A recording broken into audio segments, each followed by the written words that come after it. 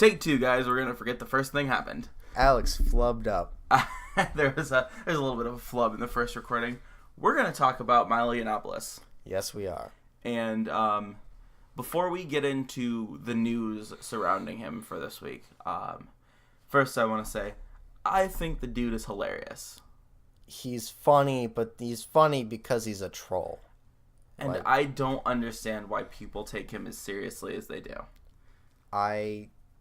I think I can help with that. Okay, people take him seriously because he says things that a certain percentage of the population thinks, yeah, fuck yeah, that's right. It's not right.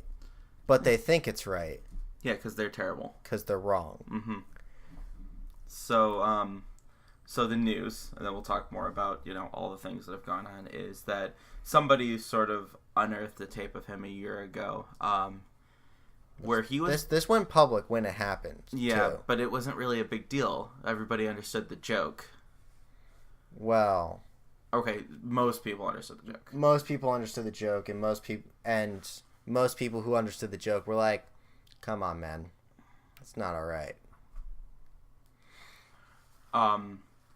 Basically implied that pedophilia is not that bad. Yeah. I think he said something... I haven't seen the tape recently, but I think he said something along the lines of, like, being a liberal is worse. Because that so sounds like Milo, right? Yeah. And I think it's important to just know that, like, I disagree with most of what he says. Yeah. But that's because I don't think he's serious about it. So that tape comes out, and he ends up resigning from his job. Yep, he was a editor to Breitbart. He was the lead editor. Head editor at Breitbart. He took over for Steve Bannon just a little while ago. Yeah, well... Which, also, I don't understand. I understand he's a conservative, but he doesn't really stand for what Breitbart stands for. He doesn't, but he's just troll enough to get the job. Just trolly enough. So... he resigned and he said something like, my poor choice of words shouldn't affect my colleagues' work. No.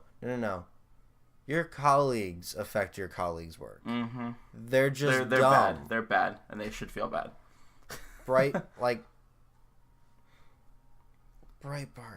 is the epitome of fake news. Fake news. Fake news. Fake news. They call themselves the home of the alt-right, which, if you're a realist, means home of neo-Nazis. I laugh every time I hear the term alt-right, and I shouldn't, but, like, spades are spades, man. Yeah, I mean, spade's a spade, a Nazi's a Nazi. So, Bill Maher invited him on to his show. Bill Maher does that a lot. I don't get it. Why does he give him a platform? Because Bill Maher's awesome. Bill Maher isn't just gonna say, hey, let's get a bunch of like-minded people around and make fun of people. Bill Maher's like, well, let's hear.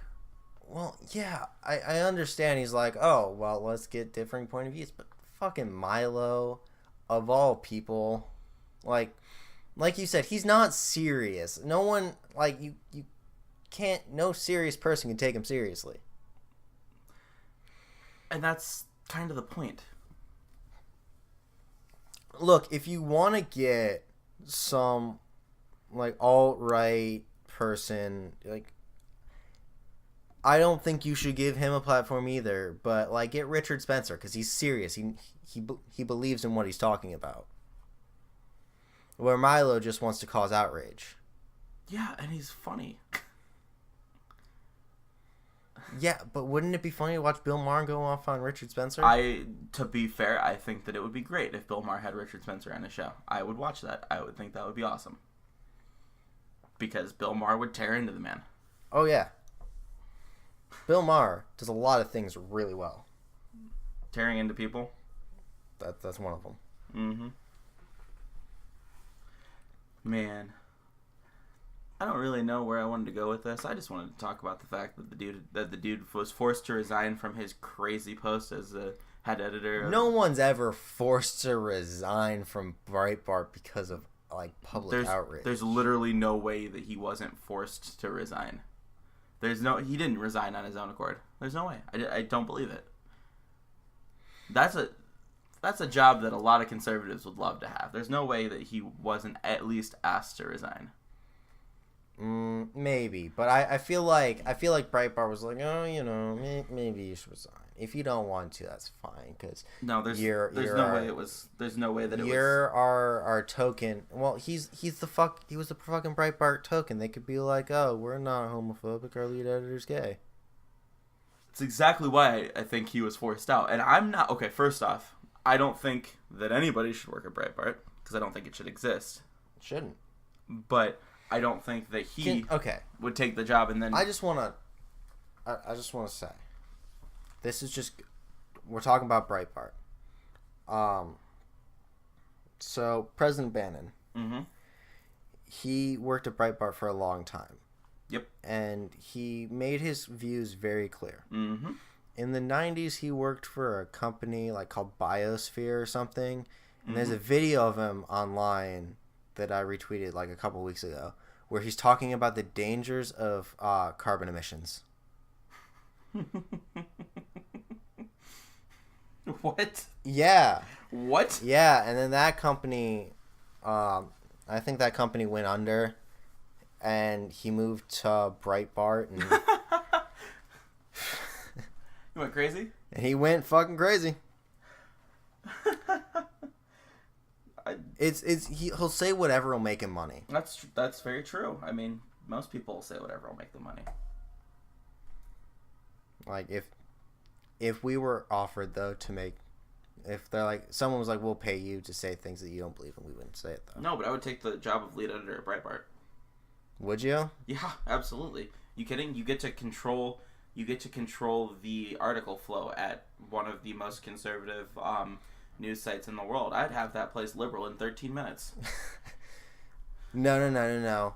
That says single payer healthcare is bad. You need to replace all the word bad with good in that article. With tremendous. Big league.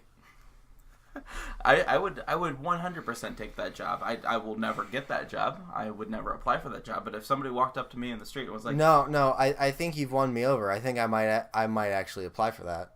You see what I'm saying? Yeah, it makes sense because you could just live it out. Mm-hmm.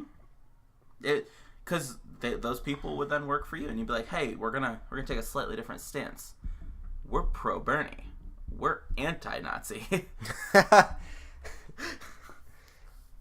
Okay, so the next nothing's being published until we get an article about how Hitler was bad. And the people that don't think Hitler was bad should feel bad. That would be the new banner. It wouldn't even say Breitbart News at the top anymore. It'd say Hitler was bad and you should feel bad, just like right at the top. So everybody that goes to that site, I'd probably rename it too. Rename to Hitler was bad. Hitler was bad. HitlerWasBad.com. HitlerWasBadNews.com. Speaking of website names, I've got an interesting story for the next bit. It'll probably be like super short, but for sure. I don't have really more to talk about the Milo and Breitbart thing, other than people should stop taking him seriously and understand. But he's not going to lose the spotlight ever. No, because he lives for the spotlight. He craves the spotlight, so he's going to find something else to do. This isn't going to set him back long term. No. But people should stop taking him seriously. They should. Understand him for what he is. He's not a serious person. He's a comedian that thrives on shock value. Yeah. And because of that, he makes a lot of funny jokes. He just doesn't mean them as jokes. We can argue about that all day. Anyway, we'll have more videos out for you as the day goes by. Later.